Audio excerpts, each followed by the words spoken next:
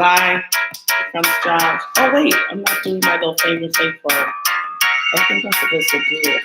There's photo bombing and then there's video bombing. How's the video bombing? You just show up.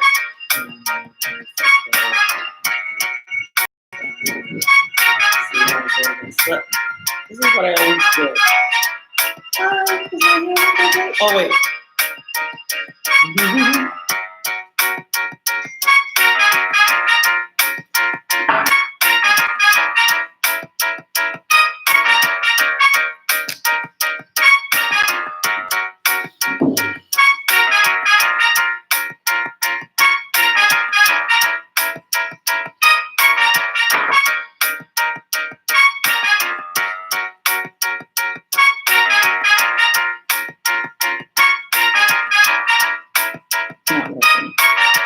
Hey.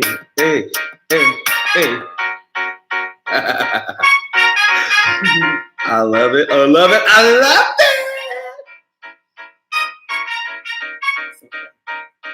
Star Wars is coming up this season. Yes. Another movie launching Christmas. Hey. Good morning. Good morning. Welcome to Monday with the Moors. We have made a decision to go just exclusively on YouTube in this season. And we're just kind of getting rid of, I would say temporarily getting off of Facebook. We're just kind of doing a different kind of strategy, but we are excited about it's Monday. My name is Terrence Moore. And good morning, I'm Cheryl Moore. And make sure you share this link with someone, share this link with someone, share this link with someone. Let them know we are here. So he says, well, why just YouTube? In the beginning of the vision, it was really just a vision I had of a channel, and we were on a channel. So I think it ended up navigating away from the vision, and we need to put it back into place just for other reasons of other things that we have that we would like to do and share on our channel. And use our platform in expansive ways. So that's why we're really focusing on the YouTube and focusing for individuals to follow us on our YouTube channel as we kind of just start, hopefully getting our following and just being able to not just share our story, but other things on our channel for discussions. Terrence and I are business professionals, and I've been a practitioner. He is a business practitioner. I'm a business scholar. And so we're the scholar practitioner kind of unit together that makes it all better, hopefully, and would also be a tremendous blessing and insight to what we're doing. I'm sorry. I was just real distracted because Josh was just really loud. The boy ain't weigh about $1.5 and walking like he $1.50. And he makes these goofy faces when he was like walking past us. That's why I try to ignore most of the time. So our YouTube channel really, multi-purpose platform, and we need to keep everything centralized and moving in that particular vein. So now that he's gone, I can be focused now for the next thing. Crazy. Oh, yeah. So what's the life update? Oh, wow. Life updates. So this is going to be an interesting episode. I know that Terrence typed it. We have been talking about our journey. We talked about when we got married, navigating through family decisions and sticking to our decision. We've talked about, I don't know. Some days I do feel poor. Some days I don't. You got it all over the place with that, depending on the season. I think the life update, this is probably one of the most serious for me personally. Life updates, we usually can come on here, be entertaining and joke around, but we have experienced a tremendous, within the amount of 7 days, complete shift of our circle. And, not of our personal circle, but some people have personal access. And I won't say it's painful. You know how to guard your heart. You know how to navigate with the situation. I've never seen anything. They're almost like an exodus of in your life, and how to at this age of being in my 50s, having to go through that, and what I experienced on this last Friday and my personal emotional challenges of dealing with that, not really understanding why, or not being a complete, I don't know whether it's a part of it or whatever. It was just I've never seen that. And I think the learning lesson of when you have multiple people or a multifaceted group that ends up not being a part of your life anymore, I personally, and I think we were working on this, kind of looking at, the full circle. And one of the things that I realized, in one of the response, and this actually was related, if I can be very candid and transparent, to our church. And that's one of always the ending communiques that we got suggested that we look at ourselves. And I think the disappointing thing there is we always look at ourselves. Right. And that is a practice of the norm of building themes and revising along the way. And the suggestion said, okay, you really didn't know us. And you really don't know the fullness of the situation. And for that, I think my biggest takeaway for the end of 2019 is communication is an art, for sure. You know that. Ooh, I found that out. Yeah, you probably found I continuously find that out. Oh man. And no matter what you say, you can't guarantee somebody's interpretation. Right. You can't guarantee. The risk in relationship is always going to be the translation and interpretation. And we had to become comfortable with that. I think I'm doing a better job of doing it. Sometimes when people would shift the priorities of individuals shift in a season in my life, it was unbearable. I didn't know how to handle it. I kind of became an emotional and a shipwreck to myself. And this time, I'm actually very proud of myself through many years of realizing not to react, how to respond. I think I grew up a little bit. Yeah. And it's Monday. It's 7 days later, and I'm okay. It would be 7 years, and I'd still be asking why. And I don't think I'm hard. I'm not hurt. I think hurt is sometimes, for me, is convenient. It's a convenient hideout. Hurt becomes a hideout. That's good. For me. That's good. That's good. For me. And realizing that, however a decision is made, I can't change that direction. I don't have that power except in my own life to make those determinants. Is how I manage and navigate through it. And our leaders, he said something very powerful to me 2 years ago, like several years ago, and he said, I've mastered moving on, and I'm not a master, but I'm moving. Absolutely. And much quicker than that. And I don't know, people that may watch this segment, I'm not in denial. And I think that's the big thing. We're not in denial. That's good.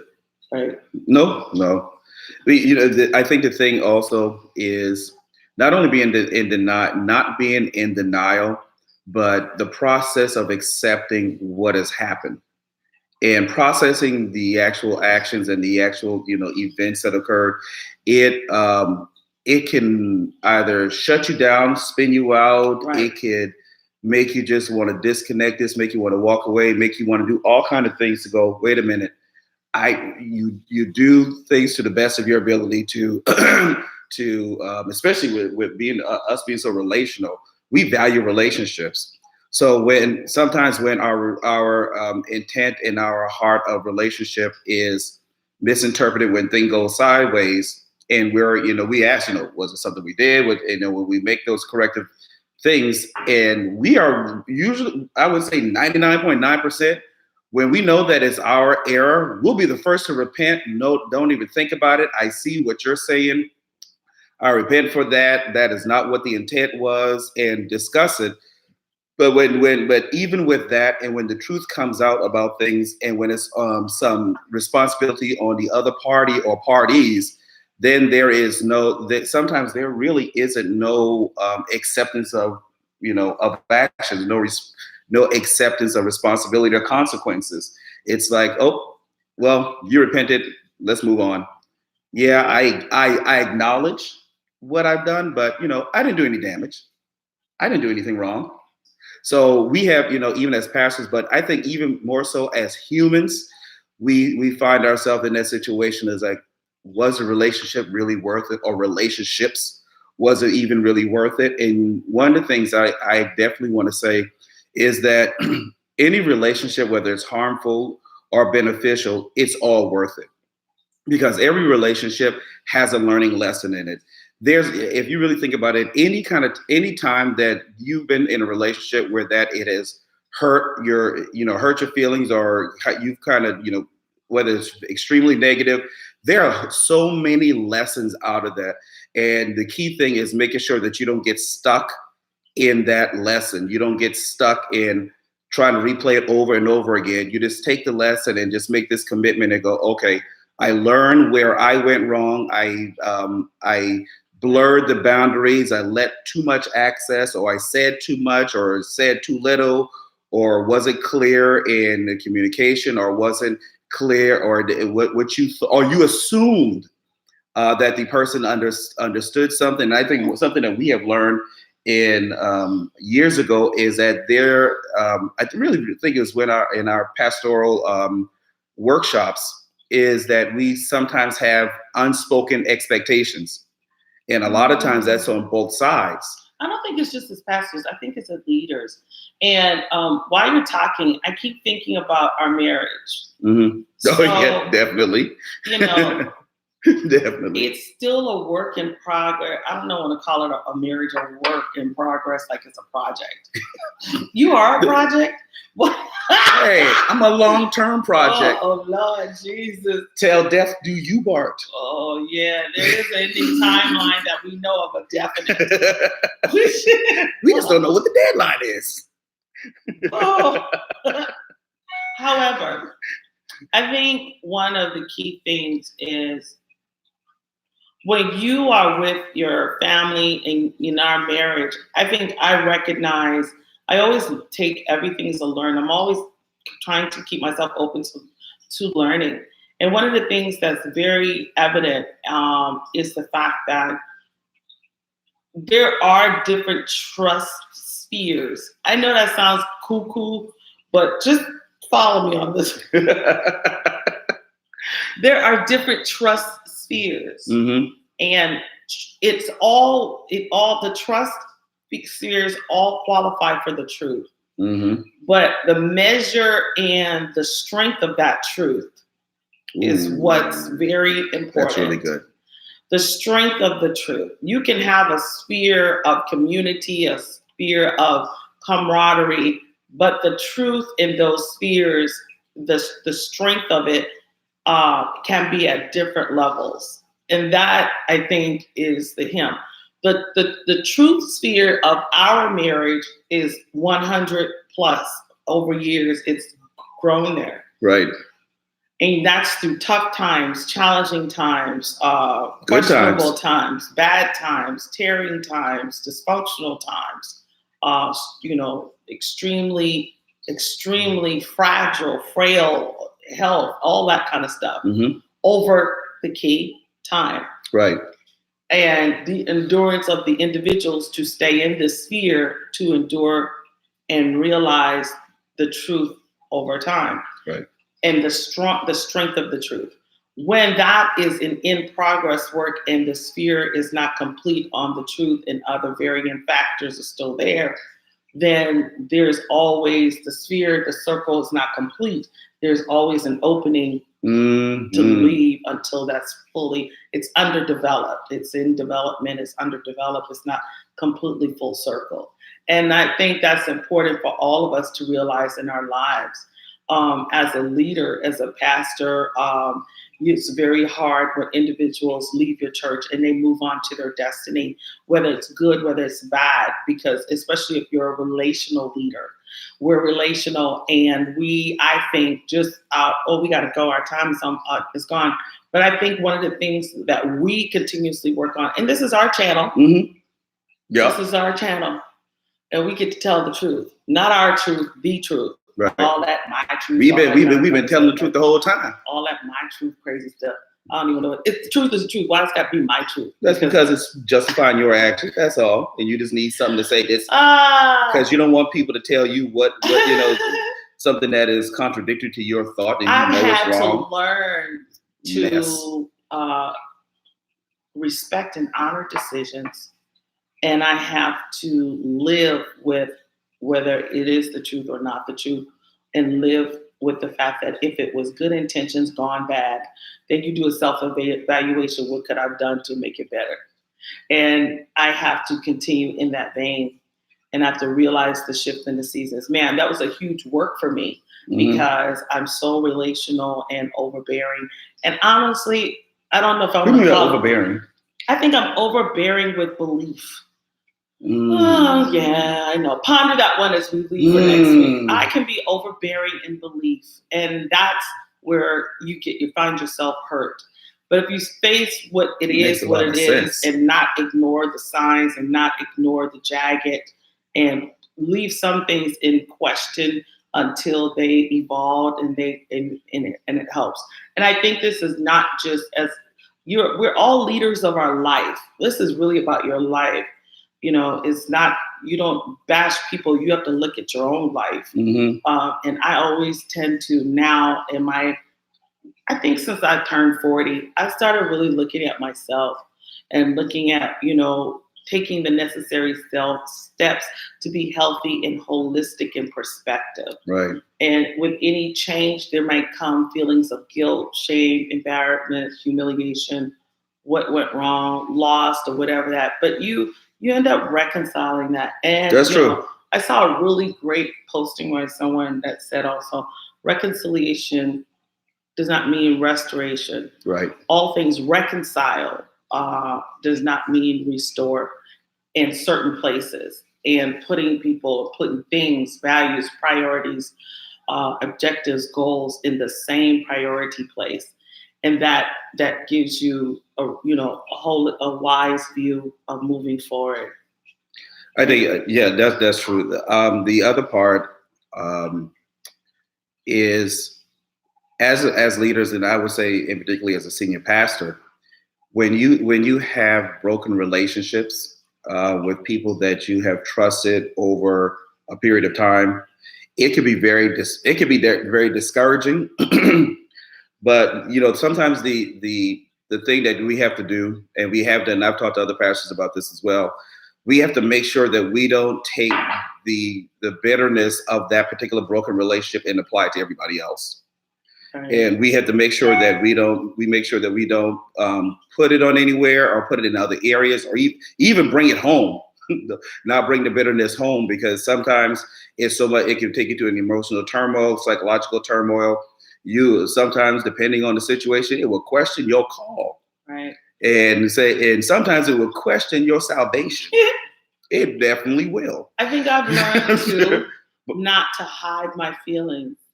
That's good. If something was disappointing or a loss or whatever, because I think sometimes leaders pretend, they put these masks on. Not me.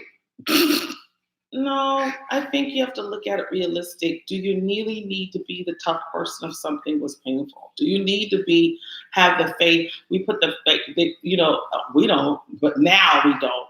But trying to move forward, and you think putting the face on is moving forward. No, because then you become untruthful and you're dishonest to those that are in your immediate circle, in your family, in your friends, because it'll look like, oh, okay, I'm good, I got this, but not allowing that to process. And if people mean anything to you, that's how we learn each other, and I think we escape that we do it for private behind closed doors. And then when something happens, you don't say anything, and there's something that was really blossoming and beautiful that, you know, all of a sudden is chopped because there was just not the authenticity of of emotion. And in that, you know, I'm not saying expose yourself to every there's a Tom, line. Dick, and Harry. That's a line. There is a line, but in meaningful, very destined connections, networks, or whatever, when something happened in those engagements, it's important for those that remain in that area to know, hey, that was an unpleasant experience. I think that's key. And that's the key. You have to let people know it was an unpleasant experience. Otherwise, they'll just think, oh, if this happens again, you're good. You can handle it. Right. Because they don't know that that was unpleasant. And so you abort the lesson. The lesson for many. It's not just your lesson. It's a lesson for many lives. And we have to stop being stingy with that.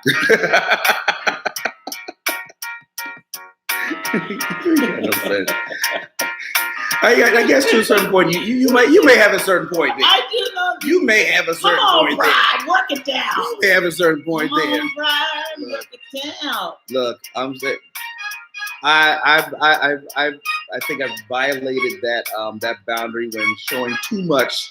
Well, I don't think it's about measuring it. It's about expressing it where it's healthy. Yeah, and you're I expressed it probably too much unhealthy, too much transparency, because folks will take advantage of that. I don't know. What is that? Is yes. Okay, even so, my personal experience. You know what? But I think we have to talk about. We always say talk about this next time. We got to start getting organized on this thing. I think we concentrate on what people are going to do a little too much sometimes, and what is the biggest purpose and impact of what we are called to do in the earth. And I think that gets us sidetracked. And I know it's been my sidetrack of what people think and you do subconsciously. All right. We're out of here. We're out of here.